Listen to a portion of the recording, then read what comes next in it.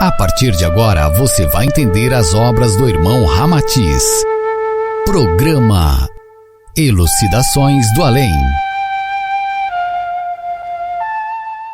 Olá, ouvinte, tudo bem? Como você está? Eu sou Rodrigo Souza, esta é a Rádio Irmana e eu estou aqui para bater um papo gostoso com você. Você gosta de literatura espiritualista? Já leu livros psicografados? Conhece Ramatiz? Quem é Ramatiz? É um espírito? É um escritor? É um pseudônimo? Essas e outras questões nós vamos decifrar hoje, porque você está no ar com o programa Elucidações do Além.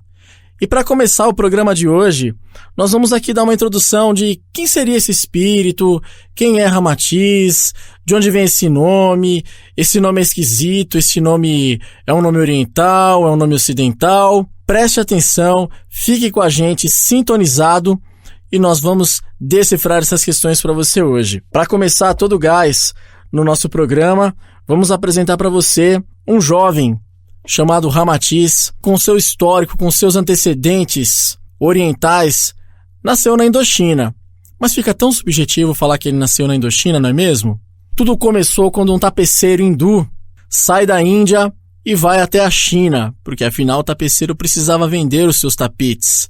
O serviço de importação e exportação no século X, por volta do ano 900, exigia viagens longas. Alguns países de cavalo, alguns países de elefante ou camelo até, como fazem os beduínos do deserto.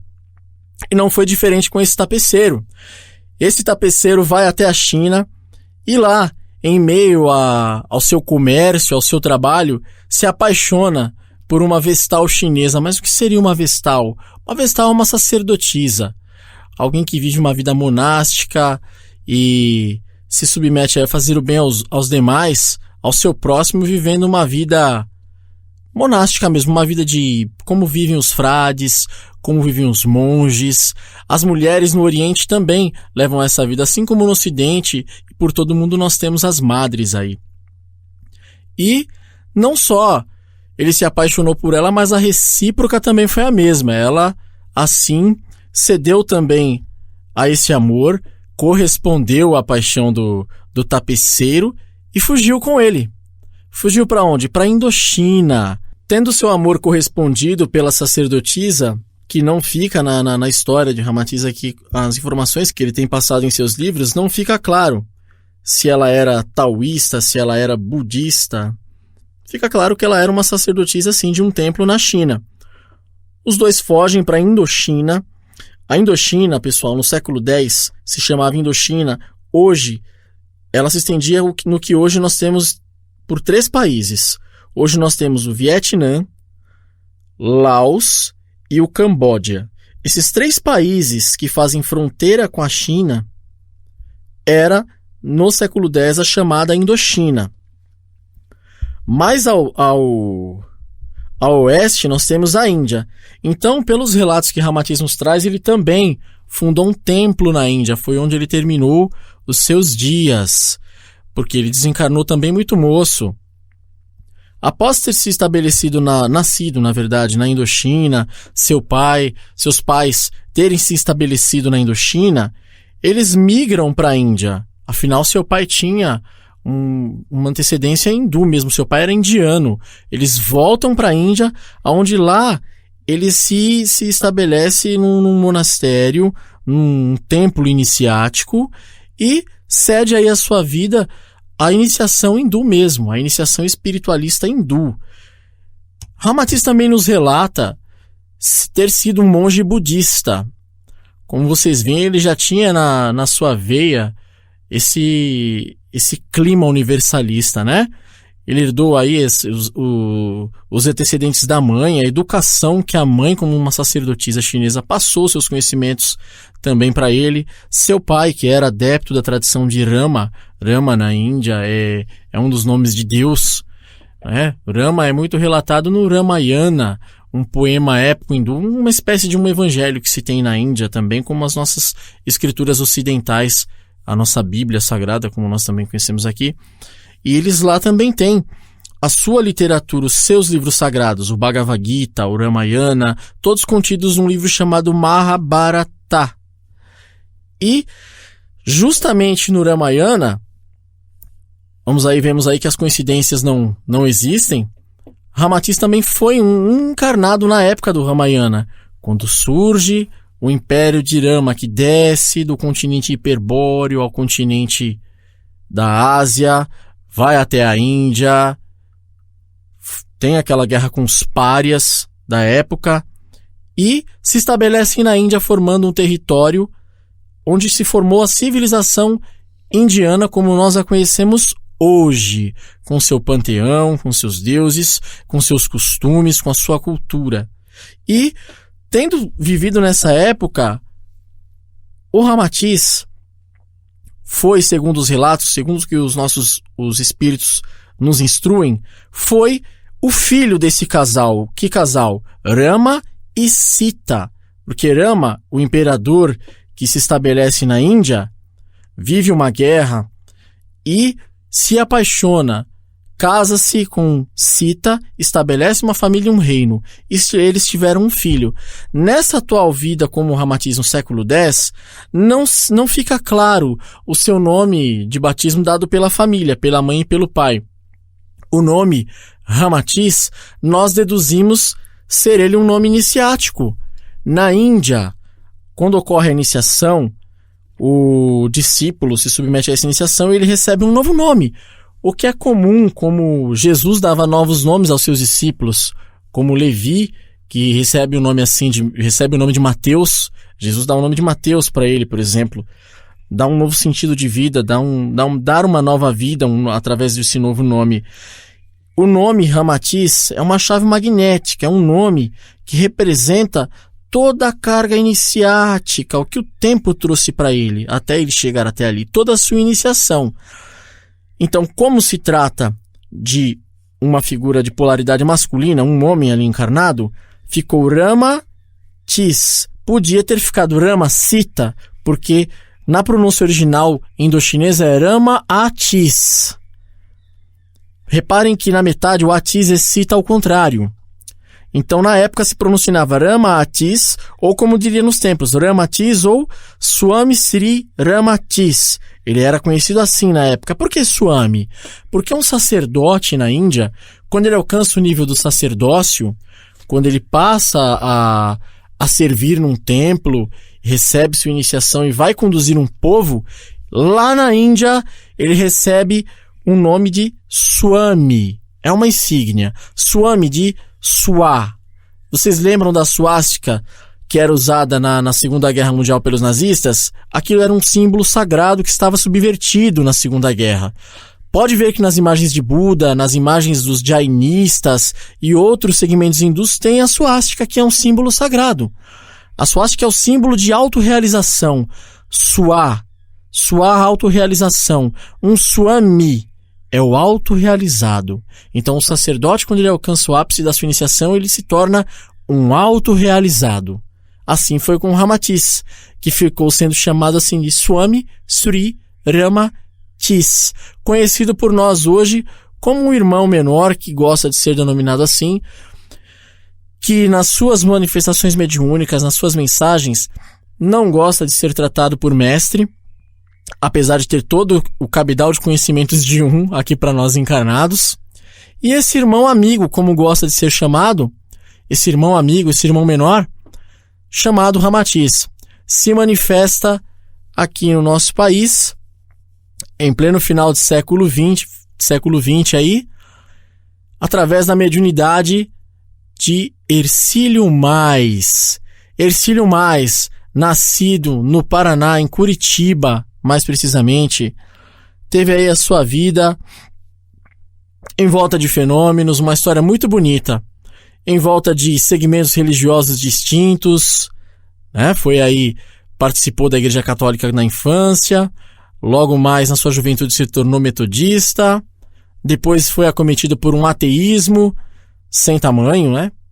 E vem a despertar aí a sua mediunidade aos 30 anos, quando, por problemas pessoais, acabou sendo levado a um centro espírita e, sob a orientação e a égide da doutrina de Kardec, ele desenvolve sua mediunidade aos 30 anos. Ramatiz aparece para ele na realidade, aos 4 aninhos de idade.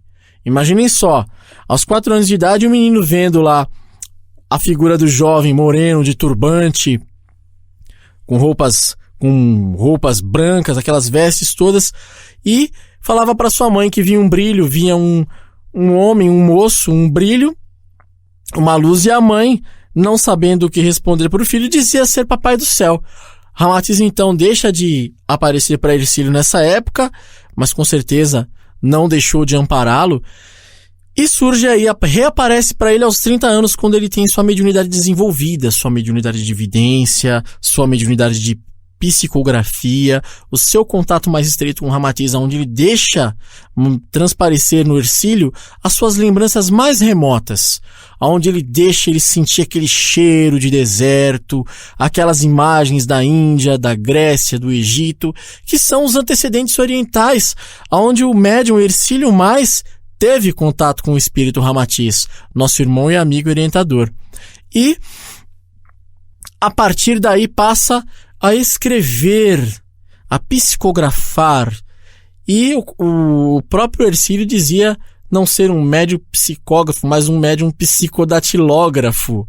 O interessante, ouvinte, é que o Hercílio não conseguia psicografar essas mensagens com lápis ou caneta.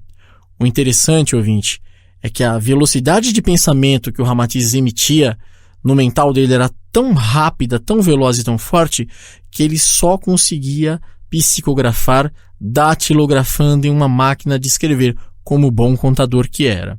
Exerceu aí por muitos anos a função de contador, sonhava em ser médico, estudou medicina por 3 anos, vindo aí a ter por problemas de saúde adiar o curso, depois iniciou o seu curso de Direito, se formando advogado e exercendo a função de advogado paralela à de contador, se tornando aí um perito em radiestesia. Você vê, ouvinte, que eu falo quem é Ramatiz, a vida desse espírito, mas sempre atrelando a vida do Hercílio Mais aqui, fazendo um link daquele tempo do século X até o século XX, que foi o nosso século passado agora, mais recente, e a estreita habilidade dos dois.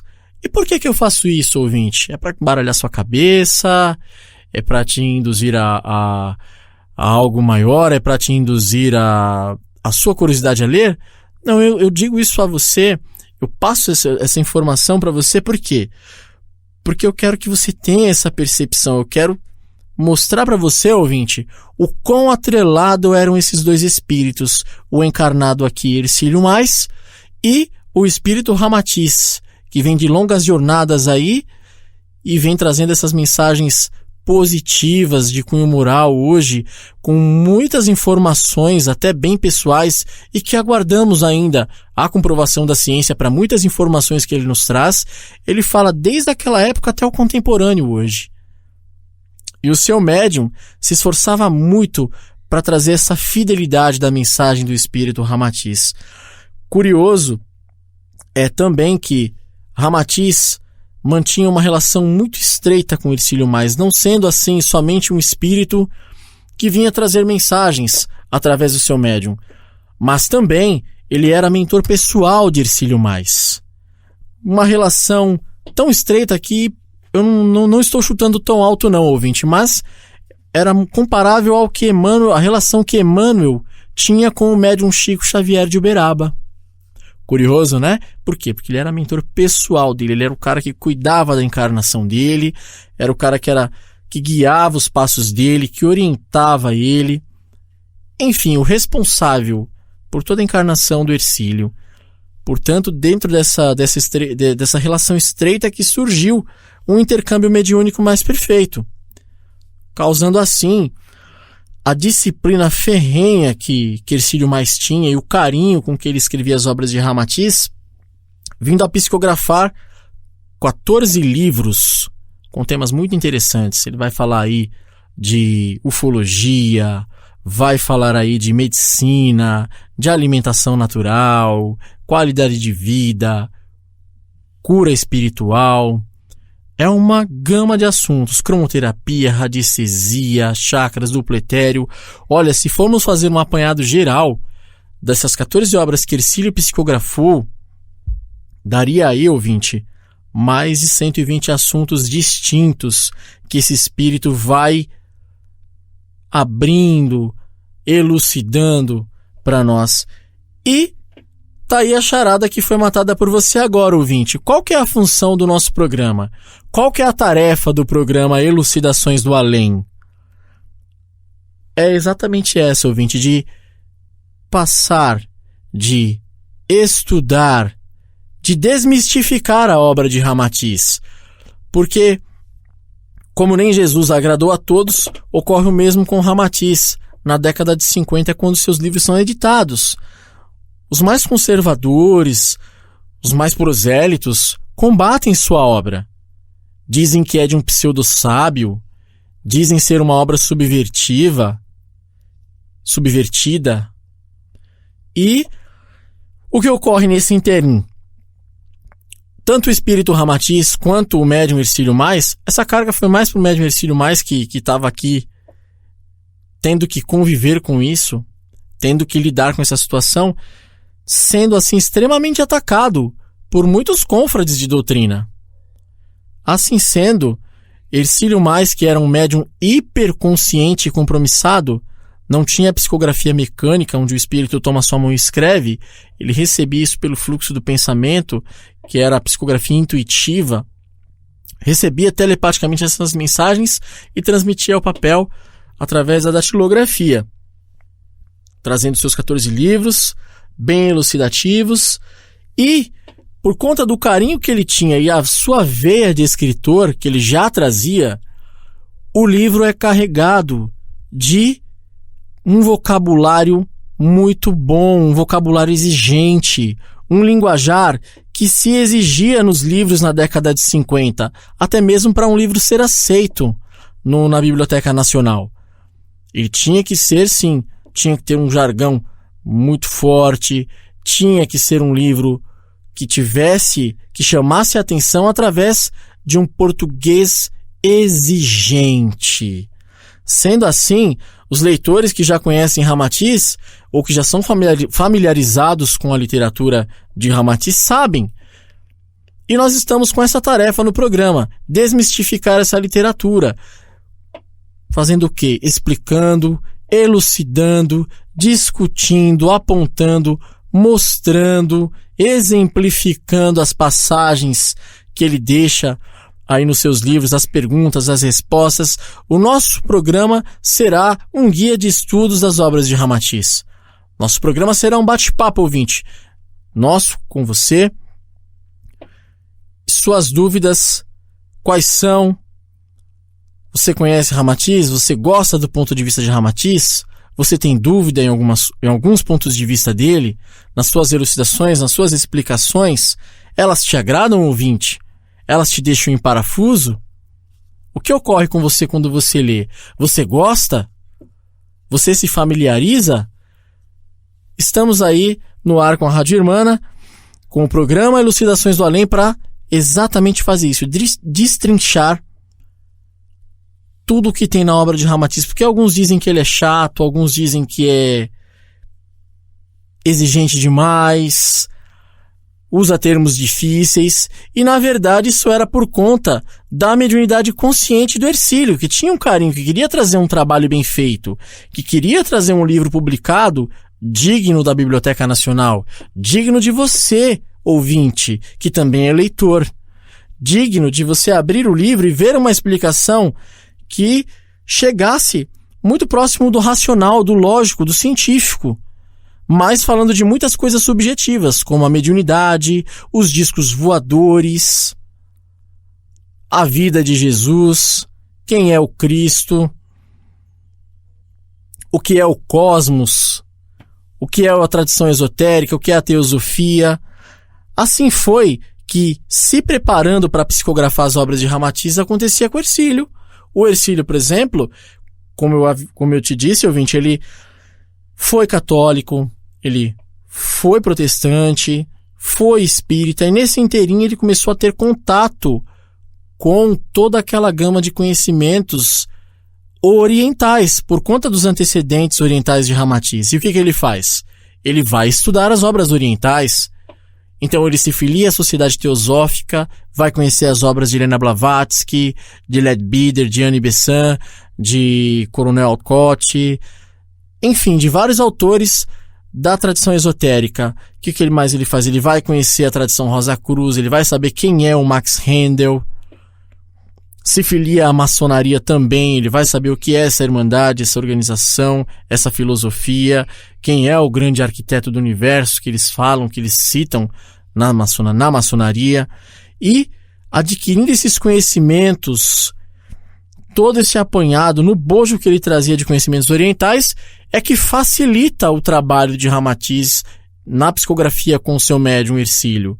Por quê? Por ser hiperconsciente, tinha ele a responsabilidade de estudar, a responsabilidade de ter na ponta da língua o assunto que ia ser tratado.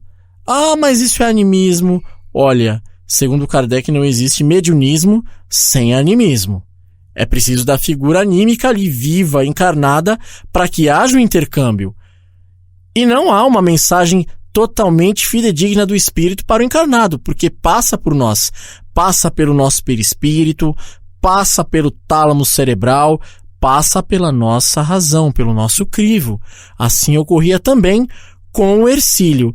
Tendo em vista o Ramatiz antevendo como seriam nossos dias de hoje, na responsabilidade atual que os médiums têm, médiums de todo o mundo, médiums de todo segmento religioso ou filosófico, médium, não aqui levantando nenhuma bandeira, a responsabilidade que o médium já teria atualmente, como ocorre no século XXI, de ter a responsabilidade de estudar, de ter a responsabilidade de se reformar, de ter essa responsabilidade e a capacidade de captação consciente, é que o Ramatiz preparou Hercílio conscientemente, naquela época, já recebendo conscientemente suas mensagens, mas trazendo aí a síntese do pensamento que ele queria trazer para nós. Desde que a síntese seja respeitada, desde que ela seja transmitida, passada, a mensagem seja veiculada aos leitores, trazendo cunho moral, trazendo conhecimento, trazendo comparações. Você pode reparar que a obra de Ramatiz, ela não se dirige a um determinado tipo de médium, a um determinado tipo religioso ou filosófico. O próprio Ramatiz diz que não é um espírito espírita, do segmento espírita. A linguagem dele, ele fala para o teosofista, ele fala para o Rosa Cruz, para o maçom, para o esoterista, para o umbandista, para o espírita, seguidor de Kardec, para o logosofista, enfim, toda essa gama de espiritualistas que temos aí, encarnados, desencarnados, estudiosos da espiritualidade. Para você, ouvinte, para eles, para mim, para nós, toda a linguagem de Ramatiz traz em seu cunho universalista. Em nenhum momento nós veremos na literatura de Ramatiz ele combatendo aí os demais tipos de doutrina, de escritos. Muito pelo contrário, ele endossa que todo segmento é bom. Quem faz o segmento somos nós, os fiéis, os seguidores, quem segue a doutrina, a filosofia ou a religião. Agora, ouvinte, voltando no que nós começamos na época da Indochina, em que eu fiz esse link com a vida do Hercílio, vamos voltar lá para a Indochina, onde no século X, muito moço, Ramatiz vai assim se iniciando, recebe o seu título de Swami. Esse nome, como eu introduzi no começo, não vem a ser um nome de batismo, não fica muito claro isso na obra, mas o que deixa, que nós deduzimos até então, é que este nome seja um nome iniciático. Na Índia, nas várias doutrinas e segmentos que há na Índia, o guru ou guru, em alguns dialetos, o mestre, quando ele vai fazer a cerimônia de iniciação para o seu iniciado, ele faz a cerimônia, ele faz as preces a todo um ritual iniciático, e ao final desse ritual, ele recebe esse nome. Na Índia não há esse exercício da mediunidade, por exemplo, o contato com espíritos. Não que haja esse preconceito lá. Eles sabem da existência dos espíritos, sabem de que pode haver esse intercâmbio, mas na Índia especificamente eles mantêm esse intercâmbio bem mais consciente. Eles são todos a favor de que seja feito um intercâmbio consciente, com a abertura dos chakras, através da introspecção, da meditação e da consciência. Portanto, na Índia eles prezam muito a intuição, o que a ciência hoje chama de insight. Quando a gente recebe aquele insight, aquela informação rápida que vem no subconsciente, assim ocorre nas iniciações também. Ao final do ritual ele recebe um nome, e esse nome passa a ser o novo nome do discípulo que está se iniciando naquela cerimônia. Assim sendo, Ramatiz se tornando um sacerdote, um swami, um guru, que também havia passado quando você começar a ter mais contato com a literatura, foi também um monge budista, o próprio Ramatiz nos informa que, ao final de uma disciplina na China, olha só que curioso, ele nasce na Indochina, migra para a China para se iniciar lá, vai para a Índia com esse título de Swami, ou seja, ele passou por uma iniciação lá também, funda um templo na Índia.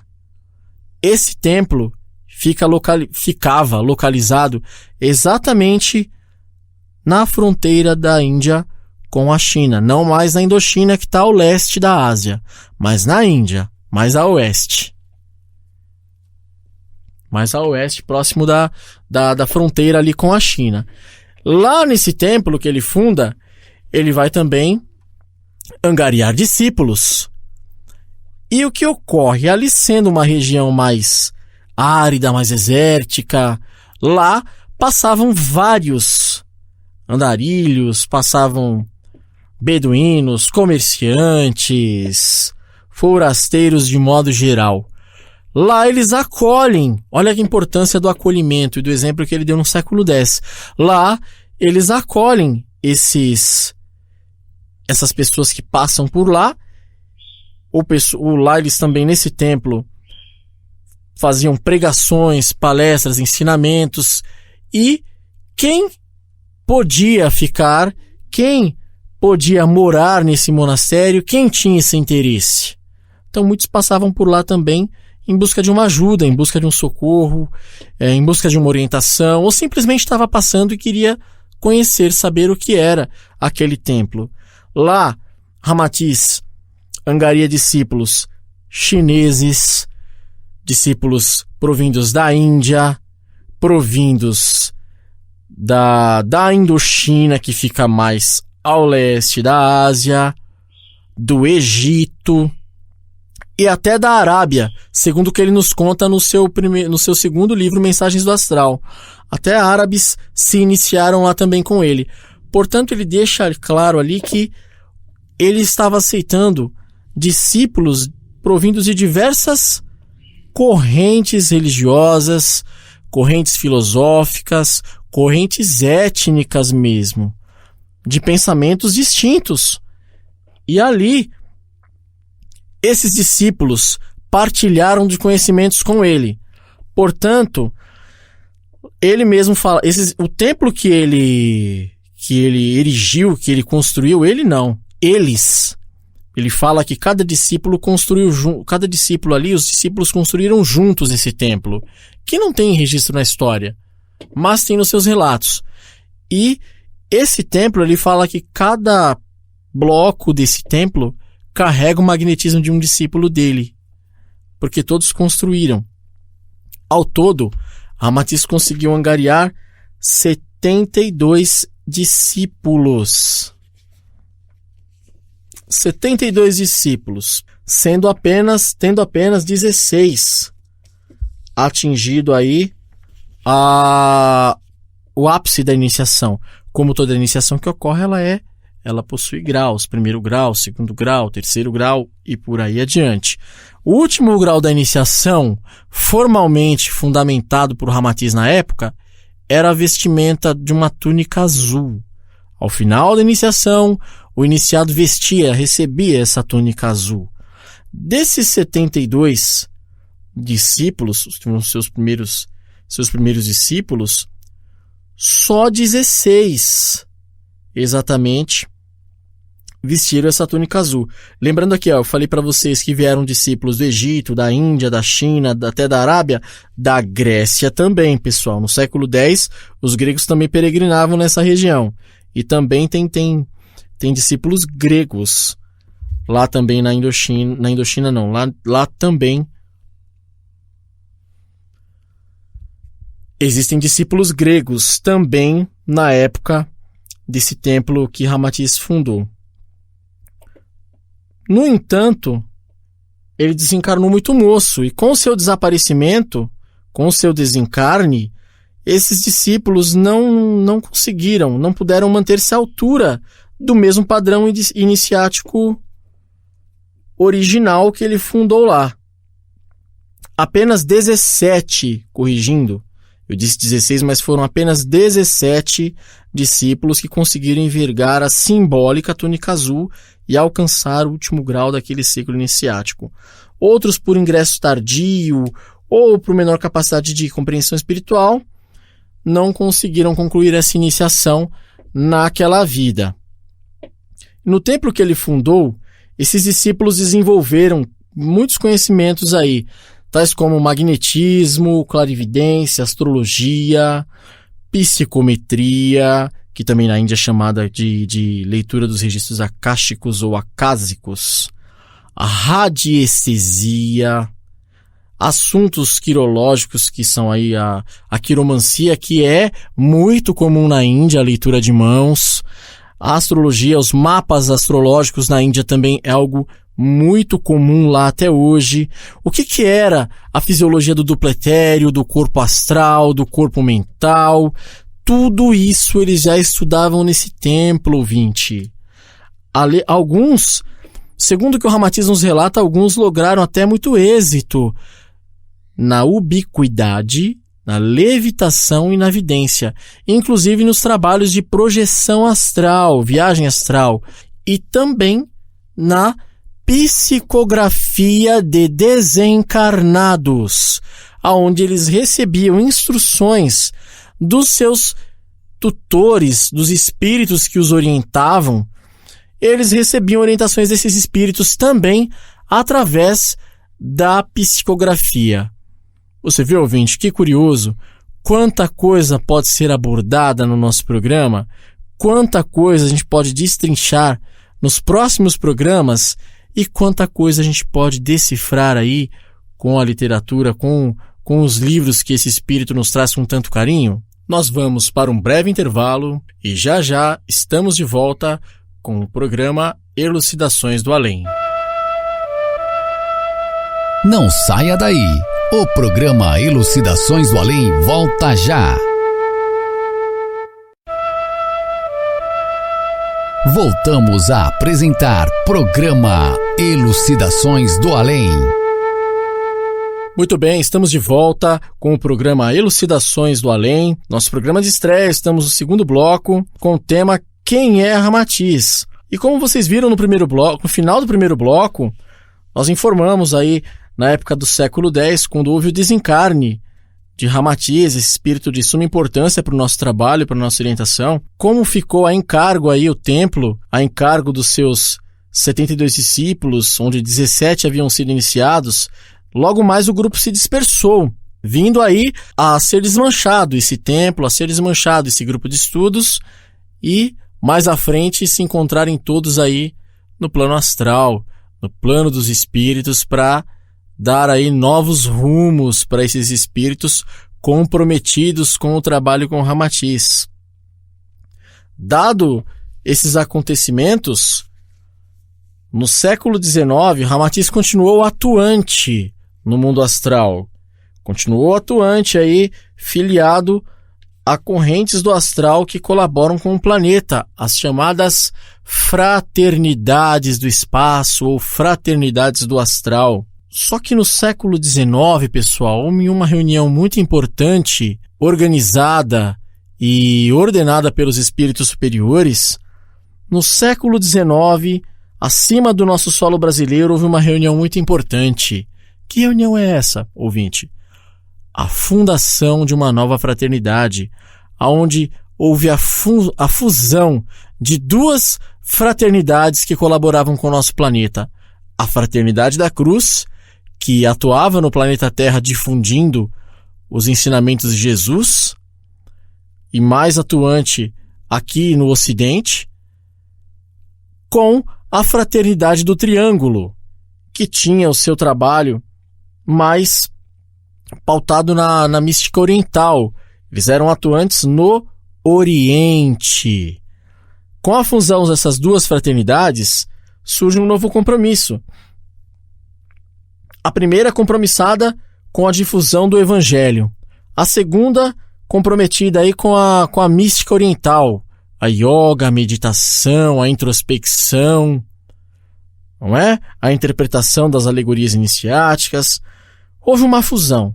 Essas duas fraternidades agora têm a tarefa de difundir o universalismo no planeta. E o ouvinte vai perguntar, mas o que é universalismo, Rodrigo?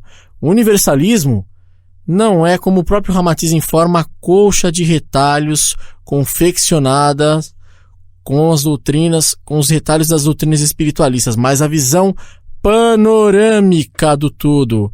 Ou seja, eu posso ser um bandista e ser universalista. Eu posso ser espírita e ser universalista. Eu posso ser teosofista e ser universalista. Aliás, essas últimas filosofias que eu citei são todas de tônica universalista, não é mesmo? Todas elas dão valor e credibilidade à informação do alheio, à importância da crença diferente do alheio. Nenhuma dessas filosofias que eu citei diz respeito ao próximo, diz respeito à opinião do próximo. Muito pelo contrário, respeita e dignifica aí o trabalho do próximo. Então, pessoal, dá para se ver aí que não é só misturar tudo, seguir tudo, mas você pode ter contato com essa literatura sem macular, vamos dizer assim, entre aspas, o seu segmento. Você pode ser um protestante, um evangélico, um bom protestante e sim, ler as obras de Ramatiz e conhecer o pensamento dele. Você pode ser católico e conhecer o pensamento espiritualista de Ramatiz. Você pode ser yogi, esoterista, teosofista, Rosa Cruz, maçom, espírita, umbandista, budista, hinduísta e ainda assim ter contato com a literatura de Ramatiz sem poluir ou macular o seu segmento, não é mesmo? E com muita descontração nós vamos assim levando esse conhecimento aos demais, que tem que ser difundido, é algo que não pode parar no tempo, nem com o nosso grupo, com a equipe da Rádio Irmana, mas sim com todos os demais que queiram partilhar desse conhecimento conosco. Como vocês veem aí, são 14 obras aí que Hercílio psicografou com diversos assuntos, que, poxa, é um cabedal de conhecimento tremendo. Vamos estudar aí o que é respiração cósmica, o que é respiração de Brahma, o que é calendário cósmico, o que são os engenheiros siderais, alimentação natural, e por aí afora vai, com muitos assuntos variados e de suma importância que Ramatiz traz num bate-papo com seus leitores. Percebam que realmente quem conhece e lê a obra de Ramatiz é um bate-papo, porque o grupo Ramatiz, que era um grupo que o Hercílio fez no Paraná, é quem formulavam as perguntas. Formulavam as perguntas e o médium em transe mediúnico, Ramatiz respondia através da psicografia de Hercílio. Porém, muitas das perguntas não eram só do grupo. Muitas delas o próprio Ramatiz formulava e respondia porque era pertinente a muitas pessoas que teriam lá na frente contato com suas obras. Olha só a sabedoria desse espírito e a preocupação com o leitor que teria contato com ela, não é mesmo? A fusão dessas fraternidades, pessoal, fica claro que foi no século XIX, a Fraternidade da Cruz, que era preocupada com a difusão do cristianismo, a difusão dos ensinamentos de Jesus no planeta, se ocupava com essa tarefa, intuindo os terrícolas, nós, como o Ramatiz nos chama. E qual que é o trabalho da Cruz? Ramatiz nos informa que a Fraternidade da Cruz os fraternistas da cruz eram mais familiarizados aí com as correntes alaranjadas e que visa o quê? Aliviar o sofrimento psíquico com mais urgência. Já usavam aí o alaranjado e o carmim. Vocês veem aí já nas entrelinhas o tratamento de cromoterapia aí no plano astral, não é mesmo? Já os fraternistas do triângulo são mais adeptos aí das correntes terapêuticas azuis, que é mais balsamizante, o alívio é mais gradativo, variando aí entre o azul claro e o esmeralda, o esmeraldino. Mais uma vez, aí nós vemos aí o serviço das cores, o trabalho com as cores, que é para o alívio do karma ser gradativo, ser com a ação do tempo. Isso é muito mais típico do oriental mesmo. A ação do tempo, a ação das vidas sucessivas irem queimando seu karma. Houve aí, então, com a fusão, um intercâmbio tremendo de conhecimentos. Por quê? Porque os fraternistas da cruz passaram a reencarnar no Oriente para adquirir esses conhecimentos. E os orientais também, pessoal, passaram aí a reencarnar no Ocidente para também conhecer com mais propriedade, para se apropriarem do conhecimento dos fraternistas da cruz e com a doutrina do Cristo, mais ocidentalizado, não é mesmo?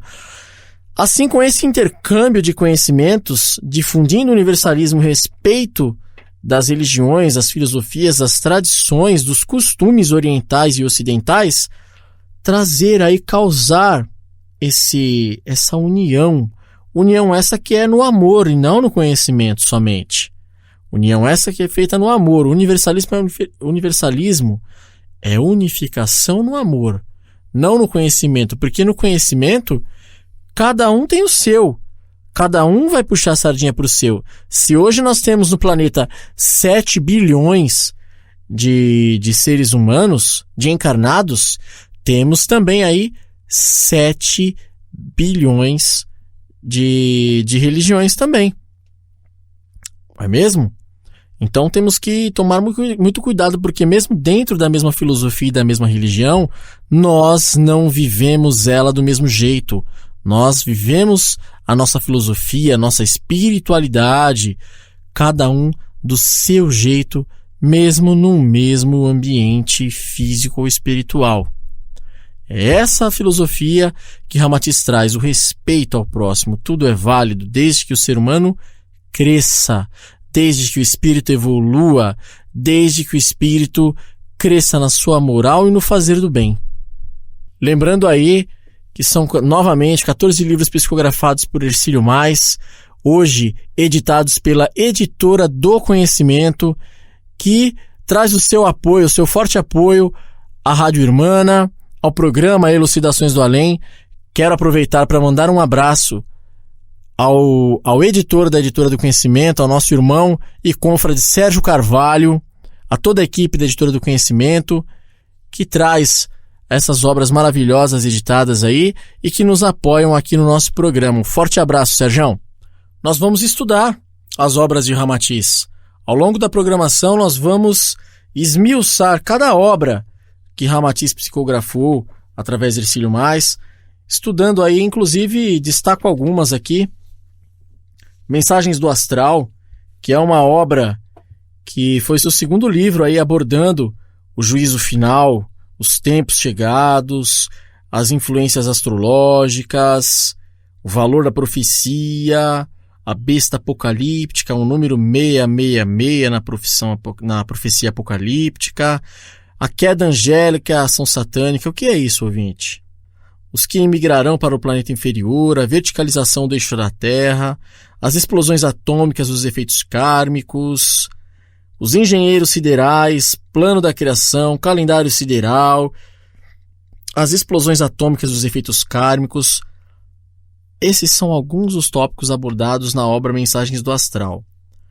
Vamos estudar a vida além da sepultura, o que é o além, a caminho do além, primeiras impressões, o que é a metrópole do Grande Coração, o templo do Grande Coração, noções preliminares sobre o além, noções gerais sobre o panorama astral, sentido da vista no além, residências e edificações, colônias astrais de costumes antiquados, colônias do astral, raças e nacionalismos, colônias do astral, migrações, as relações entre vivos e mortos, a desencarnação em seus aspectos críticos, influências do velório sobre o espírito, eutanásia, espíritos assistentes das desencarnações, noções sobre as cidades do astral inferior, organizações do mal, aves e animais no astral inferior, a obsessão, a limitação de filhos, as relações kármicas, tudo isso e muito mais nessa obra.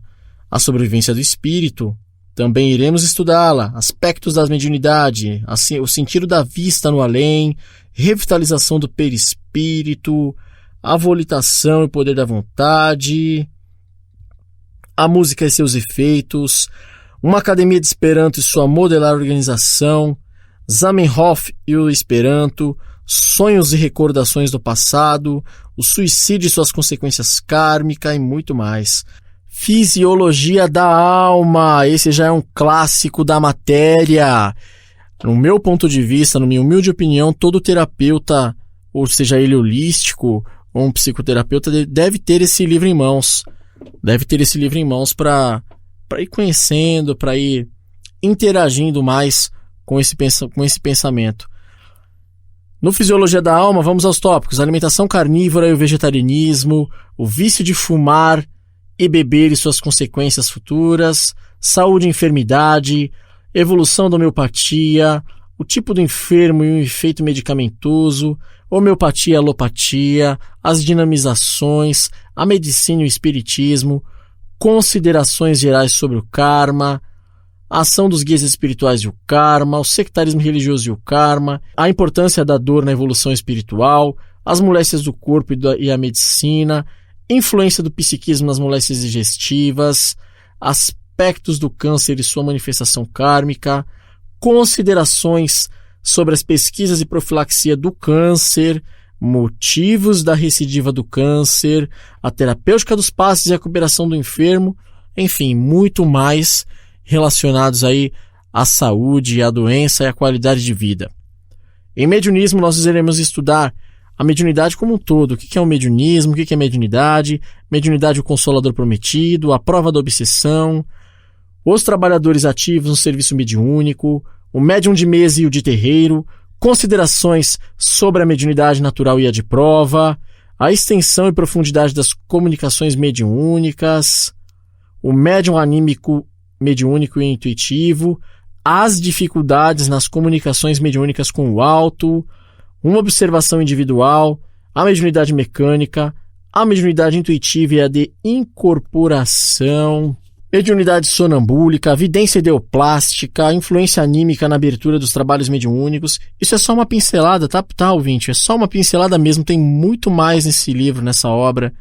Tem mediunidade de cura também que nós vamos abordar, nós vamos estudar cada obra dessa. A vida no planeta Marte, os discos voadores, os aspectos gerais marcianos, os aspectos humanos, casamento, família, infância, educação, escola, idioma, cultura, tradição, religião, medicina, alimentação, esporte, música, cultura, canta, dança e teatro, pintura, os animais, as aves, as flores, fruticultura, trabalho, indústria, comércio, edificações e residências, energia motriz, governo, faculdades psíquicas, reencarnação e desencarnação, aeronaves, ouvinte, viagens interplanetárias, astrosofia e filosofia espiritual marciana. Enfim, tem muita coisa que vem por aí, pessoal. Mais algumas obras? Sublime Peregrino. O Sublime Peregrino é curioso, porque é uma biografia de Jesus totalmente fora do convencional, trazendo um Jesus mais humano, sua relação com Maria de Nazaré, sua mãe, sua relação com seu pai José, sua infância, os aspectos humanos de Jesus, o aspecto bíblico do povo eleito e a vinda do Messias, a influência benéfica do povo galileu na obra de Jesus, por que Jesus teria de nascer na Judéia, aspectos da Judéia, Galiléia e Nazaré no templo de Jesus, José o carpinteiro e seu filho Jesus, Jesus e Maria de Magdala, as pregações e as parábolas de Jesus, Jesus e a boa nova do reino de Deus, Jesus e os Essênios, os últimos dias da vida de Jesus, Jesus e Pôncio Pilatos, enfim, muito mais, ouvinte. Muito mais. Tem muito assunto para nós partilharmos, para nós estudarmos. A obra Magia de Redenção, considerações sobre o feitiço, o que é enfeitiçamento verbal, mental, através de objetos, do sapo e do boneco de cera, da aura humana, mal olhado, uso de amuletos e talismãs, benzimentos e simpatias, defumações, ritos, influência das cores, vampirismo, tempos modernos, feitiço e seu duplo efeito moral, enfim.